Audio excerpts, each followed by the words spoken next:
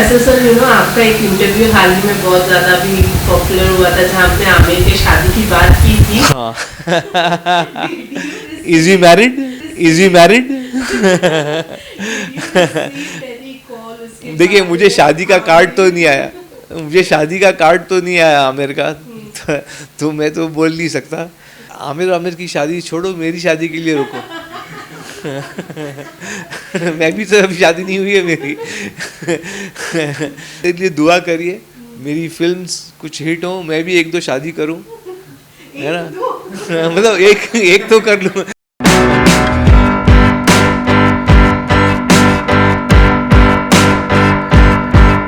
तो since you talked about that, इसके बाद आमिर की तरफ से आपको कोई कॉल आया कि why But- did you talk about my marriage या कुछ ऐसा बट मैंने उस पर गलत क्या कहा? मैंने यही कहा कि मुझे भी पता नहीं, क्योंकि जब आमिर का डिवोर्स हुआ था किरण के साथ तो भी मुझे पता नहीं था। मुझे प्रेस वाले फ़ोन कर रहे थे, तो मुझे लगा अब मैंने क्या गलती कर दिया, प्रेस वाले मेरे पीछे पड़ गए। तो खैर सब मुझे मालूम पड़ा कि आमिर का डिवोर्स हो गया। तो अब शादी भी कर ली है कि नहीं, I don't know, it's a suspense for me. तो लेट्स सी। शादी कार्ड तो मुझे आया नहीं, तो कार्ड अब मैं क्या बोलूं। मैंने एक दिन कहीं ऐसे ही आमिर आपके सामने कह दे कि हाँ मेरी शादी हो गई है, कितना बड़ा शॉकिंग। तो मैं तो शॉक हो जाऊंगा एकदम। एकदम।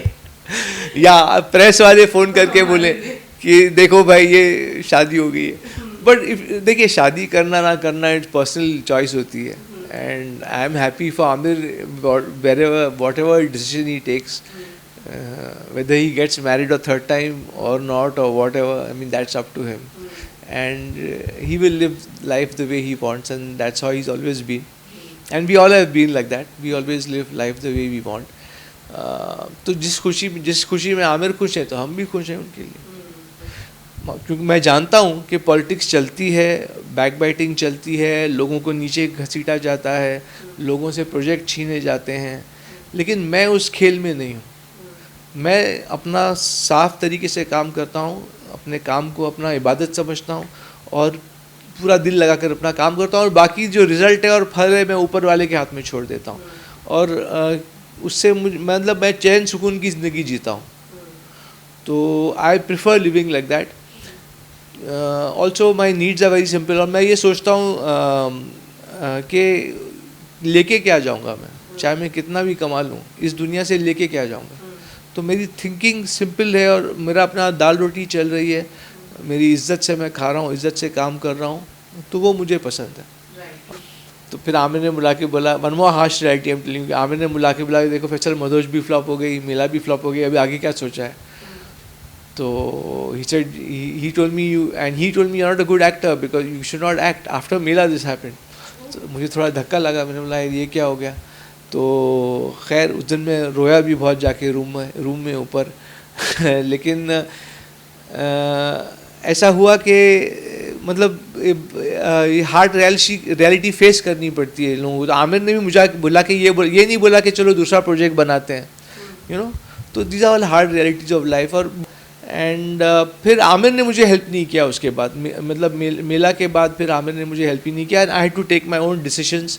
It was my decision to do smaller films at that time, because जब मेला रिलीज़ हुई तो 6 महीने तक मैं रुका था, और मैं ऑफिसेस पर स्ट्रगल कर रहा था, जाके काम मांग रहा था लोगों से, जिनको भी आमिर जानते थे, या जिन प्रोड्यूसर डायरेक्टर्स को मेरे फादर जानते थे। तो मैंने ऑफिस में जाके काम मांगा, लेकिन नहीं मिला काम। तो फिर मैंने एक दिन बैठ के सोचा, मैंने बोला कि अब मेरी बड़ी फिल्में फ्लॉप हो गई हैं, तो मुझे काम शायद नहीं मिलेगा, तो अगर मुझे एक्टिंग करनी है तो then I should do smaller films, and that's when I turn to Border Hindustan का, बस्ती, काबू, चांद बुझ गया, पलटन, दुश्मनी, वो सब फिल्म्स मैंने की। उसमें से 1-2 फिल्म रुक भी गई, और फिर I turn to TV. I tried my hand at TV also, where I did San Savere, and that was a telefilm, and then I did Andhi, a serial for Zee TV. But TV का वक्त मुझे इतना जमा नहीं, मतलब मुझे creatively जमा नहीं, इंटरेस्ट नहीं कर पाया। So that's when I took a back step from TV, and Yeah, and then I went through a big family turmoil with me and my family, and there were some misunderstandings और वो सब हुआ, और फिर वो चला. फिर एक दौर आया जहाँ एक डायरेक्टर शारिक भाई फिर से उठ के आए. उन्होंने बोला नहीं भाई, एक चिनार दास्तानेश पिक्चर बनाया था, तो चिनार फिल्म भी बनी गई. उसके बाद मेरा कमबैक वापस हुआ फिल्म लाइन में actually, and that film released in 2015 or 15 I think, or 16. No, 2015 or 16 that film released, Chinar Dastan-e-Ishq. I'm not clear on the year. और उसके बाद मैंने एक और फिल्म की, डेंजर अहेड, जो अभी तक रिलीज़ नहीं हुई है. आई डोंट नो वाई, और वो कब होगी आई डोंट नो. और फिर बाद में मैंने मेला कर ली, अपना फैक्ट्री कर ली, बाद में फिर मैंने फैक्ट्री कर ली. तो ऐसी जर्नी रही है, अप्स एंड डाउन्स की जर्नी रही है, और बस मज़ा आ रहा है, सीखते भी जा रहे हैं. जी जी. राइट. लेकिन you know, being from a family background एक बहुत बड़ी रिस्पॉन्सिबिलिटीज भी हो जाती है, क्योंकि you know you already had your family members into this industry. Ji.